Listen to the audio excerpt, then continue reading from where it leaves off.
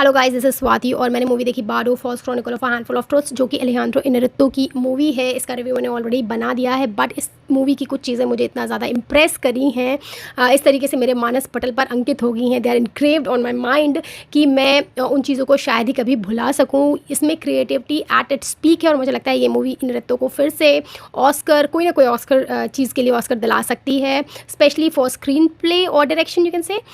इसमें चीज़ें जो दिखाई गई हैं, सिल्वेरियो नाम का एक जनरस दिखाया गया है जो कि कोमा में है, एंड में आपको पता चलता है, बट ये स्पॉइलर है इसलिए मैं आपसे डिस्कस कर रही हूँ। और जब माइंड आप मतलब कॉन्शियस होते हैं तब माइंड इतना ज़्यादा स्ट्रॉन्ग होता है कि जो रियलिटी है, इमेजिनेशन है, उसमें उसके जो बॉर्डर्स हैं बहुत इंटैक्ट रहते हैं। आपको पता होता है क्या रियल है, क्या आप इमेजिन कर रहे हैं, क्या आपकी मेमोरी है, बट जब आपका माइंड थोड़ा वीक पड़ जाता है तो वो बॉर्डर्स फ्यूज़ होने लगते हैं। बार्डो का नाम ही बॉर्डर होता है और आपको पता नहीं चलता है उस समय कि क्या आपकी ज़िंदगी में वाकई हुआ था, जो रियल था। मतलब रियल और इमेजिनेशन वैसे भी ऐसे ही चीज़ें होती हैं, बहुत ज़्यादा डिबेटेबल है, लेकिन क्या आपकी मेमोरी है, आपने कहीं पढ़ा था और आप उस चीज़ को जी रहे हैं। अब क्योंकि हम सिल्वेरियो के दिमाग की सारी चीज़ें देख रहे हैं तो आप यहाँ पर सारी मिक्सड अप चीज़ें दिखाई जाती हैं। उसके जो डिप्रेशंस थे, उसके जो रिग्रेट्स थी, गिल्ट्स थी, क्या उसको लग रहा था कि वो गलत कर रहा है, क्या उसने किया होता, और नाम भी एग्जैक्टली इसका वैसे ही है, बिल्कुल सारी चीज़ें बताता है कि false chronicle of a handful of truths है। सो सारी चीज़ें सही नहीं है, कुछ हैंडफुल ही चीज़ें हैं जो वाकई हुई थी।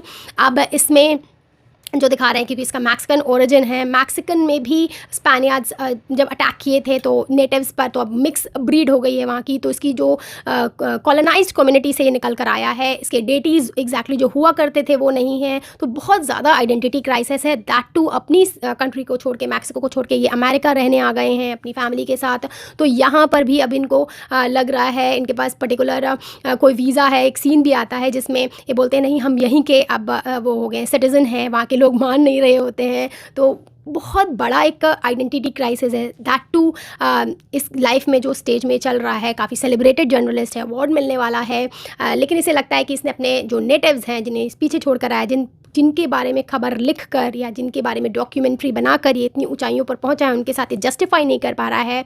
अपने मैक्सिकन जो लोग पीछे छूटे हैं, उनका एक तरीके से पावर्टी का और जो पीछे रह गए हैं उसका यूज़ कर रहा है, तो उसका भी इसको गिल्ट है। साथ ही साथ उसे ऐसा लग रहा है कि जिस कम्युनिटी से इसको अवार्ड मिल रहा है, जो सेक्शन, पर्टिकुलर सेक्शन उसे अवार्ड दे रहा है, उसकी कहीं ये चापलूसी तो नहीं कर रहा है। तो वो डिबेट भी इसके दिमाग में चलती रहती है, क्रॉस क्वेश्चन करता रहता है, खुद को ही जस्टिफाई करता रहता है। साथ ही साथ इसके फैमिली फ्रंट पे भी इसने एक अपना बच्चा खो दिया था, जो बस पैदा होते ही 24 घंटे में ही, 30 आवर्स में ही ख़त्म हो गया था। तो उसकी चीज़ भी, उस इमोशंस को भी दिखाते हैं। और वो जो सीन इसमें दिखाते हैं कि जब ये एशेज़ समुद्र में बहाने के लिए आता है, ओशन में, तो वहाँ पर एक छोटा सा बच्चा दिखाते हैं, और वो इतनी ज़्यादा इमोशनल चीज़ है, इतनी ज़्यादा क्रिएटिव चीज़ है। साथ ही साथ इसमें हर्नन कॉर्टेज़, अगर पार्डन माय प्रोनाउंसिएशन वगैरह सही से नहीं बोल रही हूँ, जो कॉर्टेज़ द किलर करके जो था, जिसने बहुत सारे नेटिव लोगों को, जो नेटिव अमेरिकन थे, उनको बुरी तरीके से मारा था। उनकी लाशों पर उसने अपनी एक कम्युनिटी नई बनाई थी, जो अब मैक्सिकन के जो मिक्स ब्रीड है उसके फॉर्म में एग्जिस्ट करती है। तो उसका भी सीन आता है, वो भी बहुत क्रिएटिव सीन है। एक इंटरव्यू इसका लेता है जर्नलिस्ट, जिसमें इसको वो यहाँ उस इंटरव्यू में बस वो इसकी बखिया ही उधेड़ते रहता है, या ये कहें कि यही अपने दिमाग में उधेड़ रहा है। वो बहुत ज़्यादा इंट्रीगिंग सीन है। फादर से ये बोलता है कि ये काफ़ी आगे निकल चुका है, जो उसके फादर ने ड्रीम भी नहीं किया था वहाँ तक ये पहुँच गया, इतनी ज़्यादा सक्सेसफुल है। स्टिल इसको अंदर से हॉलोनेस फील होती है। तो वहाँ पर जब भी अपने फादर से क्वेश्चन पूछता है तो बच्चा सा बन जाता है।